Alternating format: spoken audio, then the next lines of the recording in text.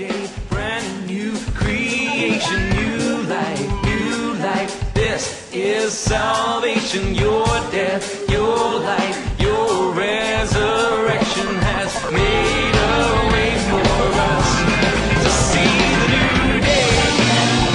Brand new creation, new life. This is salvation. Your death, your life, your resurrection has made a way for us. You have made a way. You have made a way for us.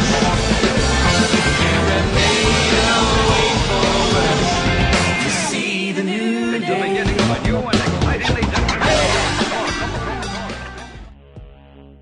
Oli ihan tosi hienoa olla siellä vierailemassa se muutama tunti niiden kanssa ja jotenkin semmoinen ilo, mitä saatiin tuoda sinne keskelle, missä murhat ja tällainen on niinku arkea. Et siinä meidän esiintymispaikalla oli noin viikko sitten joku just tapettu ja sen mä sain onneksi tietää vasta jälkeenpäin, niin sitten oli jotenkin aika silleen rauhassa siellä kuitenkin. Ja miten ne ihmiset varsinkin lapset, ne osas iloita ja ottaa vastaan sen toivon ja semmoisen elämän, mitä ehkä meissä oli.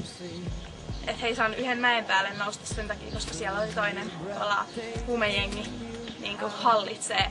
Heillä oli sanottu, että jos sinne menee, niin heidät tapetaan, niin kuin pienetkin lapset.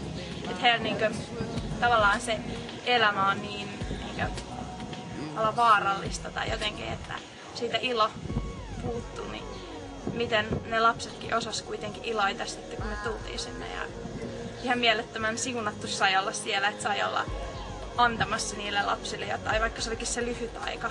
Ja muhun tää ainakin jätti sellaisen, että mä haluaisin tehdä enemmän tämän eteen jotain.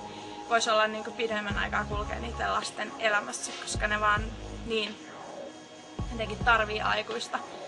Ja olisi mielettömän hienoa, jos nämä lapset vois löytää sitä rakkautta ja turvaa Jumalan kautta, jos siellä ei aikuisia riitä.